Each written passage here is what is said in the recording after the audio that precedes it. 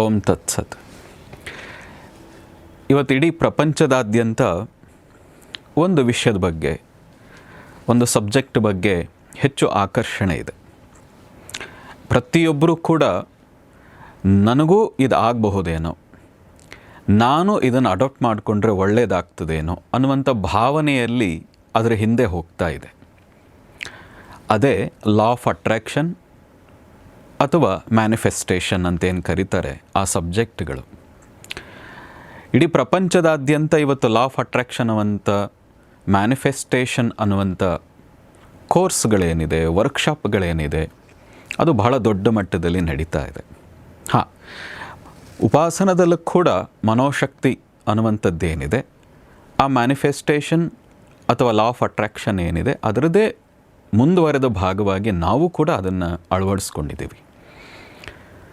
ನಾವು ಏನು ಬಯಕೆಯನ್ನು ವ್ಯಕ್ತಪಡಿಸ್ತೀವಿ, ನಮ್ಮ ಭಾವನೆ ಎಷ್ಟು ಬಲವಾಗ್ತದೋ ನಮ್ಮ ಭವಿಷ್ಯ ಕೂಡ ಅದೇ ರೀತಿಯಾಗಿ ಚೇಂಜ್ ಆಗ್ತದೆ ಅನ್ನೋದು ಒಂದು ನಂಬಿಕೆ. ಕೇವಲ ನಂಬಿಕೆ ಅಲ್ಲ, ಅದು ಸತ್ಯ ಕೂಡ.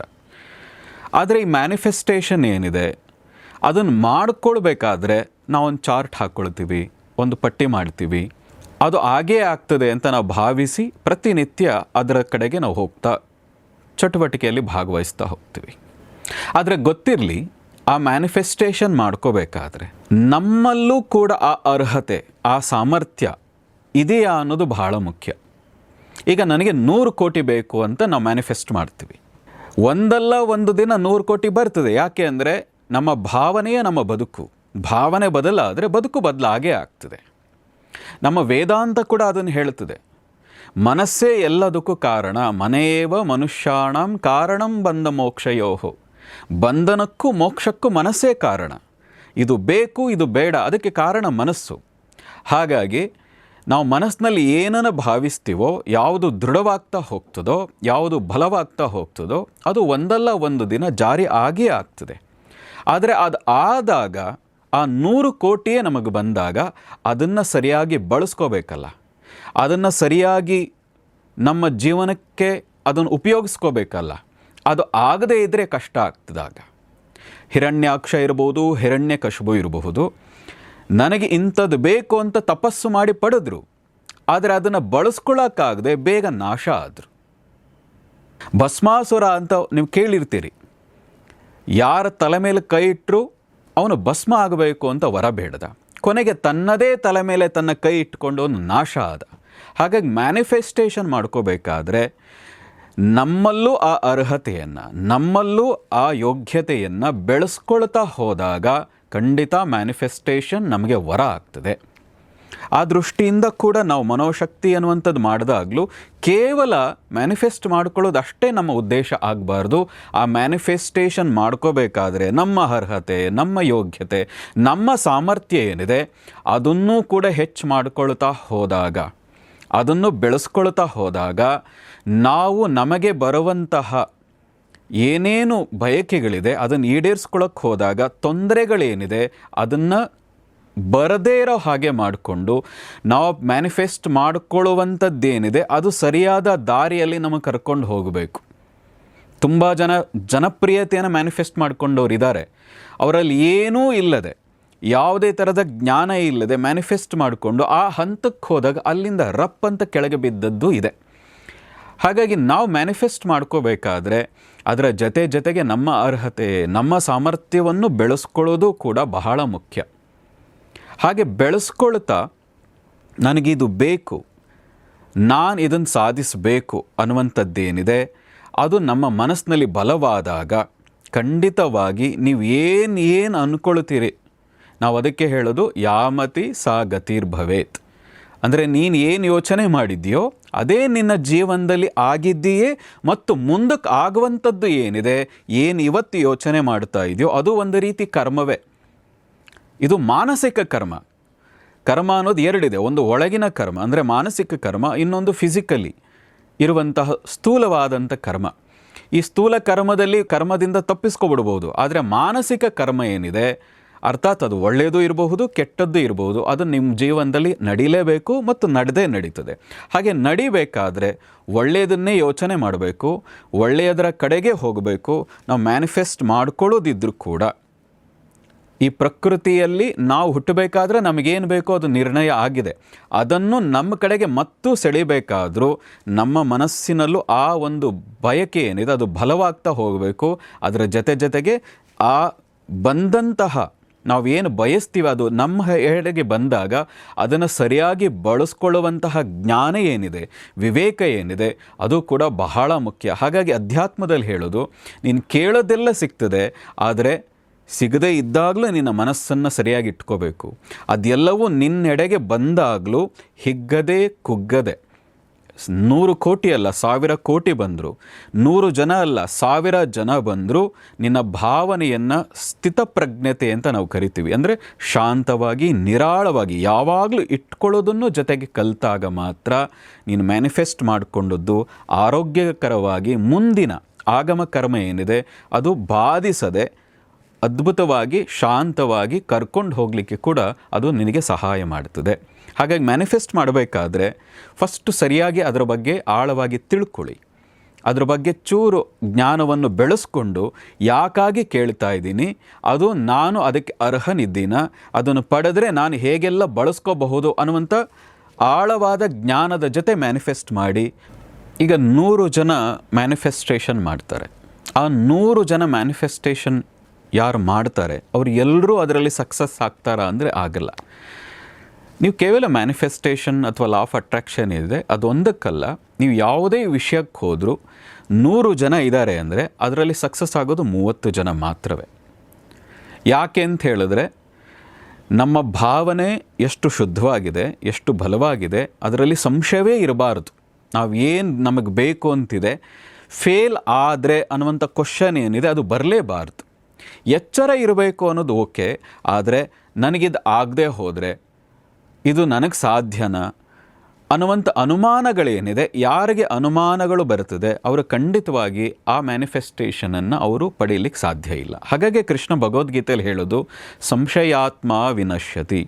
ಯಾರಿಗೆ ಸಂಶಯ ಇದೆ ಅವನು ನಾಶವನ್ನು ಹೊಂದುತ್ತಾನೆ. ಕೇವಲ ಈ ಲೋಕದಲ್ಲಲ್ಲ, ಯಾವುದೇ ಲೋಕಕ್ಕೆ ಹೋದರೂ ಯಾವುದೇ ಲೋಕದಲ್ಲಿದ್ದರೂ ಅವನು ಏನು ಯಶಸ್ಸನ್ನು ಕಾಣಲ್ಲ, ಅವನತಿಯನ್ನೇ ಕಾಣ್ತಾನೆ ಅಂತ ಹೇಳ್ತಾನೆ. ಯಾರು ಯಾವುದರಲ್ಲಾದರೂ ಯಶಸ್ಸನ್ನು ಗಳಿಸ್ತಾರೆ, ಯಾವುದೇ ವಿಷಯ ಕೇವಲ ಮ್ಯಾನಿಫೆಸ್ಟೇಷನ್ ಅಲ್ಲ, ಯಾವುದೇ ಜ್ಞಾನದಲ್ಲೂ ಯಾವುದೋ ಕಾರ್ಯದಲ್ಲೂ ಯಾವುದೇ ಕೆಲಸಗಳಲ್ಲೂ ಯಾರು ಯಶಸ್ಸನ್ನು ಗಳಿಸ್ತಾನೆ ಅಂತ ಹೇಳಿದ್ರೆ ಶ್ರದ್ಧವಾನ್ ಲಭತೆ ಜ್ಞಾನಂ.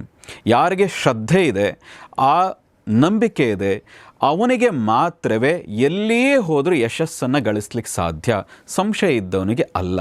ಹಾಗಾಗಿ ಮ್ಯಾನಿಫೆಸ್ಟೇಷನ್ ಮಾಡಿಕೊಂಡವರ ಸಮಸ್ಯೆ ಏನು, ಉದಾಹರಣೆಗೆ ಪಟ್ಟಿ ನೋಡ್ತಾರೆ, 100 ದಿನ ಅಂದ್ಕೊಳ್ತಾರೆ ಇಲ್ಲ ಇದ್ರು ನಾನು ಗಳಿಸ್ತೀನಿ, ಇದು ನನಗಾಗ್ತದೆ, ಇದರಿಂದ ನಾನು ಯಶಸ್ಸನ್ನು ಗಳಿಸ್ತೀನಿ ಅಂತ ನಂಬ್ತಾರೆ. ಆದರೆ 100ನೇ ಒಂದು ದಿನ 100 ದಿನಗಳಾದಾಗ ಅನ್ನಿಸ್ತದೆ, ಇದು ಯಾಕೋ ಇಷ್ಟು 100 ದಿನ ಆದರೂ ನನಗೆ ಆಗ್ತಾ ಇಲ್ಲ. ಕೊನೆ ಕ್ಷಣದಲ್ಲಿ ಯಶಸ್ಸನ್ನು ಗಳಿಸ್ಬಿಡ್ತೀವಿ, ಆದರೆ ಕೊನೆ ಕ್ಷಣದವರೆಗೂ ಏನು ನಂಬಿಕೆ ಇದೆ, ಆ ಕೊನೆ ಕ್ಷಣ ಮೀರಿದಾಗಲೂ ಆ ನಂಬಿಕೆ ನಮ್ಮಲ್ಲಿ ಇರಬೇಕು. ಹಾಗಾಗಿ 100 ದಿನ 99 ದಿನವೂ ನಂಬಿಕೆ ಇದೆ, ಆದರೆ 100ನೇ ದಿನ ಅಯ್ಯೋ ಇದು ನನಗೆ ಸಾಧ್ಯವಿಲ್ಲವೇನೋ, ಇದರಿಂದ ನಾನು ಯಶಸ್ಸನ್ನು ಗಳಿಸಲ್ಲ. ಈ ಮ್ಯಾನಿಫೆಸ್ಟೇಷನ್ನು, ಲಾ ಆಫ್ ಅಟ್ರಾಕ್ಷನ್ನು, ಮನಸ್ಸು, ಭಾವನೆ, ಈ ದೃಢತೆ, ಈ ಇಚ್ಛಾಶಕ್ತಿ ಇದೆಲ್ಲ ಸುಳ್ಳು ಅಂತ ಒಂದು ಸಣ್ಣ ಒಂದು ಅನುಮಾನ ಬಂದರೆ, ನಮ್ಮ ಬಗ್ಗೆ ನಮಗೆ ಸಂಶಯ ಬಂದರೆ, ಯಾವುದೇ ಕಾರಣಕ್ಕೂ 99 ದಿನಗಳು ಪಾಸಿಟಿವ್ ಆಗಿ ಯೋಚನೆ ಮಾಡಿರ್ತೀರಿ, ಆದರೆ ಒಂದು ದಿನ ಮಾತ್ರ ನೆಗೆಟಿವ್ ಆಗಿ ಏನು ಯೋಚನೆ ಮಾಡ್ತೀರಿ ಅದು ಖಂಡಿತವಾಗಿ ಇನ್ನು 99 ದಿನದ ನಂಬಿಕೆ ಏನಿದೆ ಅದನ್ನು ಹೊಡೆದು ಹಾಕ್ಬಿಡ್ತದೆ. 100 ನಮಗೆ ಬಾರಿ ನಾನು ಯಶಸ್ಸನ್ನು ಗಳಿಸ್ತೀನಿ ಅಂತ ನಾನು ಪಾಸಿಟಿವ್ ಆಗಿ ಅನ್ಕೋಬಹುದು, ಆದರೆ 100ನೇ ಬಾರಿ ಇದು ಸಾಧ್ಯ ಇಲ್ಲ, ಇದು ವರ್ಕ್ ಆಗ್ತಾ ಇಲ್ಲ, ನನ್ನ ಹಣೆ ಬರನೇ ಸರಿ ಇಲ್ಲ ಅಂತ ಒಮ್ಮೆ ಏನು ಅಂದ್ಕೊಳ್ತೀರಿ ಖಂಡಿತವಾಗಿ ಅದು ನೆಗೆಟಿವ್ ಆಗಿ ನಿಮ್ಮ ಜೀವನದ ಮೇಲೆ ಪರಿಣಾಮವನ್ನು ಬೀರ್ತದೆ. ಹಾಗಾಗಿ ಮ್ಯಾನಿಫೆಸ್ಟೇಷನ್ ಅನ್ನೋದೇನಿದೆ ಅದರ ಜೊತೆಗೆ ನಿಮಗೆ ಇರಲೇಬೇಕಾದದ್ದು ಯಾವುದು ಅಂದರೆ ಧನಾತ್ಮಕತೆ, ಪಾಸಿಟಿವಿಟಿ. ಎಸ್ ಆಗ್ತದೆ ಅನ್ನುವಂಥ ನಂಬಿಕೆ ಮತ್ತು ಅದನ್ನು ಫೀಲ್ ಕೂಡ ಮಾಡಬೇಕು. ಆ ಪಾಸಿಟಿವ್ನಿರ್ಬೋದು, ಆ ಗಳಿಸುವಂಥದ್ದು ಮ್ಯಾನಿಫೆಸ್ಟೇಷನ್ ಏನಿದೆ ಅದನ್ನು ಫೀಲ್ ಕೂಡ ಮಾಡಬೇಕು. ಹಾಗೆ ಫೀಲ್ ಮಾಡದೆ ಕೇವಲ ನಾನು ಪಟ್ಟಿ ನೋಡಿದೆ, ಕೇವಲ ಮ್ಯಾನಿಫೆಸ್ಟ್ ಮಾಡ್ತಾ ಇದ್ದೀನಿ ಅಂತ ಅಂದ್ಕೊಂಡ್ರೆ ಅದು ಖಂಡಿತವಾಗಿ ಯಾರಿಗೂ ವರ್ಕ್ ಆಗಲ್ಲ. ನಾನು ಮೊದಲೇ ಹೇಳಿದಾಗೆ ಅದರ ಜೊತೆಗೆ ನಮ್ಮ ಸಾಮರ್ಥ್ಯವನ್ನು ಬೆಳೆಸ್ಕೋಬೇಕು. ನಮ್ಮ ಸಾಮರ್ಥ್ಯವನ್ನು ಬೆಳೆಸ್ಕೊಳ್ಳೋದು ಒಂದು ಅರ್ಥ ಏನು ಅಂದರೆ ಅದ್ರ ಬಗ್ಗೆ ಜ್ಞಾನವನ್ನು ಹೆಚ್ಚಿಸ್ಕೊಳ್ಳೋದು, ಅದ್ರ ಬಗ್ಗೆ ಅನುಮಾನವೇ ಬರದೇ ಇರೋ ರೀತಿಯಾಗಿ ಇರುವಂಥದ್ದು. ಇದೆಲ್ಲವೂ ಇದ್ದಾಗ ಮಾತ್ರ ಆ ನಿಮ್ಮ ಮ್ಯಾನಿಫೆಸ್ಟ್ ಏನು ಮಾಡ್ತೀರಿ, ಏನನ್ನು ನೀವು ನಿರ್ಣಯ ಮಾಡ್ತೀರಿ ಅದನ್ನು ಪಡಿತೀರಿ. ಹಾಗೆ ಪಡೀಲಿಕ್ಕೆ ಕೂಡ ನಮ್ಮ ಪ್ರಾಚೀನ ಪರಂಪರೆಯಿಂದ ಬಂದದ್ದೇ ಸಂಕಲ್ಪ. ಇವತ್ತು ಲಾ ಆಫ್ ಅಟ್ರಾಕ್ಷನ್ ಅಂತ, ಮ್ಯಾನಿಫೆಸ್ಟೇಷನ್ ಅಂತ ಇಡೀ ಪ್ರಪಂಚದಾದ್ಯಂತ ಹೇಳ್ತಾ ಇರಬಹುದು. ಆದರೆ ಸಾವಿರಾರು ವರ್ಷಗಳಿಂದ ನಮ್ಮ ಸಂಪ್ರದಾಯವೇ ಹೇಳ್ಕೊಂಬಂದಿದೆ. ಅದು ಬೇರೆ ಬೇರೆ ಕೃತಿಗಳಲ್ಲಿ, ಅದು ಅಷ್ಟವಕ್ರ ಗೀತಾ ಇರ್ಬೋದು, ವಿಶೇಷವಾಗಿ ಭಗವದ್ಗೀತಾವಂತೂ ಮನಸ್ಸಿನ ಬಗ್ಗೆ, ಮನಸ್ಸಿನ ಶಕ್ತಿಯ ಬಗ್ಗೆ, ನಿನ್ನ ಚಿಂತನೆ ಹೇಗಿರಬೇಕು ಅನ್ನೋದ್ರ ಬಗ್ಗೆ ಕೃಷ್ಣನಷ್ಟು ವಿಸ್ತಾರವಾಗಿ ವಿಶೇಷವಾಗಿ ಯಾರೂ ಹೇಳಿದ್ದಿಲ್ಲ. ಕೃಷ್ಣನಂತೂ ಹಾಗಾಗಿ ಕೃಷ್ಣನನ್ನು ಮನಃಶಾಸ್ತ್ರಜ್ಞ ಅಂತ ಕರೆಯುವಂಥದ್ದು. ವಿಶೇಷವಾಗಿ ಭಗವದ್ಗೀತೆ 6ನೇ ಅಧ್ಯಾಯ ಏನಿದೆ, ಆ 6ನೇ ಅಧ್ಯಾಯದಲ್ಲಿ ಈ ಮನಸ್ಸಿಗೆ ಸಂಬಂಧಪಟ್ಟ ಅಲ್ಲಲ್ಲಿ ಸೂಕ್ಷ್ಮವಾದ ವಿಚಾರಗಳನ್ನು ಹೇಳ್ತಾರೆ. ನೀವು ಸ್ವಲ್ಪ ಅಧ್ಯಯನವನ್ನು ನಿಮ್ಮ ಜೀವನದಲ್ಲಿ ರೂಢಿಸ್ಕೊಂಡಾಗ ನೀವು ಮ್ಯಾನಿಫೆಸ್ಟೇನ್ ಮಾಡ್ತಾ ಇದ್ದೀರಿ, ಆ ಮ್ಯಾನಿಫೆಸ್ಟೇಷನ್ ದೃಢವಾಗಿ ಅದು ನಿಮ್ಮ ಜೀವನದಲ್ಲಿ ಜಾರಿ ಆಗೇ ಆಗ್ತದೆ. ಆ ಜಾರಿ ಆಗಲಿಕ್ಕೂ ಕೂಡ ನೀವು ಯಾವುದೇ ಒಂದು ವಿಶೇಷವಾದಂಥ ದೇವಸ್ಥಾನಗಳಿಗೆ ಹೋದಾಗ ಏನು ಸಂಕಲ್ಪ ಮಾಡ್ತೀರಿ, ಆ ಸಂಕಲ್ಪ ಮಾಡಬೇಕಾದ್ರೂ ಕೂಡ ನಿಮ್ಮ ಮನಸ್ಥಿತಿ ಏನಿದೆ ಆ ಮನಸ್ಥಿತಿಯೂ ಕೂಡ ಉತ್ತಮವಾಗಿ ಇದ್ದಾಗ ಈ ಮ್ಯಾನಿಫೆಸ್ಟ್ ಮಾಡೋದು ಅಥವಾ ಸಂಕಲ್ಪ ಮಾಡೋದೇನಿದೆ ಮಾಡಿದಾಗ ಅದು ಖಂಡಿತವಾಗಿ ಈಡೇರ್ತದೆ. ಅದನ್ನೇ ಇನ್ನೂ ವಿಸ್ತಾರವಾಗಿ ಅಧ್ಯಯನ ಮಾಡಲಿಕ್ಕೋಸ್ಕರ ಇನ್ನು ಏನೆಲ್ಲ ಅಂಶಗಳನ್ನು ನಮ್ಮ ಜೀವನದಲ್ಲಿ ಇಟ್ಕೊಂಡ್ರೆ ಆ ಮ್ಯಾನಿಫೆಸ್ಟೇಷನ್ ಅಂದರೆ ನಮ್ಮ ಉಸಿರಾಟ ಹೇಗಿರಬೇಕು, ಅದು ಬಹಳ ಮುಖ್ಯವಾದದ್ದು. ನಮ್ಮ ಉಸಿರಾಟ ಹೇಗಿದ್ದಾಗ ನಾವು ಮ್ಯಾನಿಫೆಸ್ಟ್ ಮಾಡಬೇಕು. ಯಾವ ಮೂಗಿನಲ್ಲಿ ಉಸಿರಾಡ್ತಾ ಇದ್ದರೆ ಸ್ವರ ವಿಜ್ಞಾನ ಅಥವಾ ಸ್ವರಯೋಗ ಅಂತ ಕೂಡ ಕರಿತೀವಿ. ಆ ಸ್ವರಯೋಗ ಅಥವಾ ಸ್ವರ ವಿಜ್ಞಾನದಲ್ಲಿ ಕೂಡ ನೀನು ಯಾವ ಮೂಗಿನಲ್ಲಿ ಉಸಿರಾಡ್ತಾ ಇದ್ದಾಗ ಸಂಕಲ್ಪವನ್ನು ಅಥವಾ ಮ್ಯಾನಿಫೆಸ್ಟ್ ಮಾಡಬೇಕು ಅಂತ ಇದೆ. ಮತ್ತು ನಿನ್ನ ಉಸಿರಾಟದ ವೇಗ ಎಷ್ಟಿರಬೇಕು, ಆ ವೇಗ ಎಷ್ಟಿದ್ದಾಗ ಮ್ಯಾನಿಫೆಸ್ಟ್ ಮಾಡಿದ್ರೆ ಅದು ವರ್ಕ್ ಆಗ್ತದೆ ಅಂತಿದೆ. ಸಾಕಷ್ಟು ಈ ಥರದ ಅಂಶಗಳು ವಿಶೇಷವಾಗಿ ಇದೆ. ಇದು ಯಾವುದೋ ಒಂದನ್ನು ಇಟ್ಕೊಂಡು ನನ್ನ ಜೀವನದಲ್ಲಿ ನಡೀತಾ ಇಲ್ಲ ಮ್ಯಾನಿಫೆಸ್ಟೇಷನ್, ನನ್ನ ಸಂಕಲ್ಪ ಶಕ್ತಿನೇ ನನ್ನಲ್ಲಿ ಇಲ್ಲ ಅಂತ ಅಂದ್ಕೊಂಡ್ರೆ ಅದು ನಿಮ್ಮ ಜ್ಞಾನದ ಕೊರತೆ. ಹಾಗಾಗಿ ಹಲವಾರು ಅಂಶಗಳನ್ನು ನಿಮ್ಮ ಜೀವನದಲ್ಲಿ ಜೋಡಿಸ್ಕೊಂಡಾಗ, ಸರಿಯಾದ ಮಾರ್ಗದರ್ಶನದಲ್ಲಿ ಮ್ಯಾನಿಫೆಸ್ಟೇಷನ್ ಮಾಡಿಕೊಂಡಾಗ ಖಂಡಿತವಾಗಿ ನಿಮ್ಮ ಜೀವನ ಇವತ್ತು ಹೇಗಿತ್ತೋ ನಾಳೆ ಆ ರೀತಿ ಇರಲಿಕ್ಕೆ ಸಾಧ್ಯವೇ ಇಲ್ಲ. ಇನ್ನೂ ಉತ್ತಮವಾಗ್ತಾ ಹೋಗ್ತದೆ. ಮನುಷ್ಯರಾಗಿ ನಾವು ಹುಟ್ಟಿರೋದೆ ದಿನದಿಂದ ದಿನಕ್ಕೆ ಅಪ್ಡೇಟ್ ಆಗ್ತಾ ಹೋಗಲಿಕ್ಕೆ. ಇವತ್ತು ಹೇಗಿದ್ವೋ ಪ್ರತಿ ಕ್ಷಣ ಹಾಗಿರಬಾರ್ದು. ಈಗ ಹೇಗಿದ್ವೋ ಮುಂದಿನ ಕ್ಷಣ ಇನ್ನೂ ಉತ್ತಮವಾಗಿರಬೇಕು. ನಮ್ಮ ಆಲೋಚನೆ ಇರಲಿ, ನಮ್ಮ ಬದುಕು ಇರಲಿ, ನಮ್ಮ ಜೀವನವಿರಲಿ ಉತ್ತಮವಾಗ್ತಾ ಹೋಗಬೇಕು. ಹೀಗೆ ಉತ್ತಮವಾಗಲಿಕ್ಕೆ ಮ್ಯಾನಿಫೆಸ್ಟೇಷನ್ ಖಂಡಿತ ನಿಮಗೆ ಜೀವನದಲ್ಲಿ ಸಹಕಾರಿ ಆಗ್ತದೆ. ಸಂಕಲ್ಪ ನಿಮ್ಮ ಜೀವನದಲ್ಲಿ ಸಹಕಾರಿ ಆಗ್ತದೆ. ಸರಿಯಾದ ಮಾರ್ಗದರ್ಶನದಲ್ಲಿ ಅದನ್ನು ಸ್ವಲ್ಪ ಆಳವಾಗಿ ತಿಳ್ಕೊಂಡು ನೀವು ಮುಂದುವರೆದ್ರೆ ನಿಮ್ಮ ಜೀವನ ಅದ್ಭುತವಾಗಿ ಬದಲಾಗ್ತದೆ. ನಾನು ಅದಕ್ಕೆ ಹೇಳಿದ್ದು, ನಿಮ್ಮ ಭಾವನೆ ಬದಲಾದರೆ ನಿಮ್ಮ ಭವಿಷ್ಯ ಬದಲಾಗ್ತದೆ. ಆ ಭವಿಷ್ಯ ಬದಲಾಗಲಿಕ್ಕೆ ನಿಮ್ಮ ಮ್ಯಾನಿಫೆಸ್ಟೇಷನ್ ಏನಿದೆ ಅದು ಉತ್ತಮವಾದ ಮಾರ್ಗ. ಪ್ರತಿಯೊಬ್ಬರು ಅದನ್ನು ಅನುಸರಿಸ್ತೀರಿ, ನಿಮ್ಮ ಜೀವನವನ್ನು ಇನ್ನೂ ಉತ್ತಮಗೊಳಿಸ್ಕೊಳ್ತಾ ಹೋಗ್ತೀರಿ. ನಿಮ್ಮ ಆಸೆಗಳೇನಿದೆ ಅದು ಪೂರ್ಣವಾಗಿ ನಿಜವಾದ ಆಧ್ಯಾತ್ಮಿಕವಾದ ಮಾರ್ಗಕ್ಕೆ ನೀವೆಲ್ಲರೂ ಬಂದು ಉತ್ತಮವಾದ ಜೀವನ ನಿಮ್ಮದಾಗಲಿ ಅಂತ ನಾನು ಕೂಡ ಆಶಿಸ್ತೀನಿ.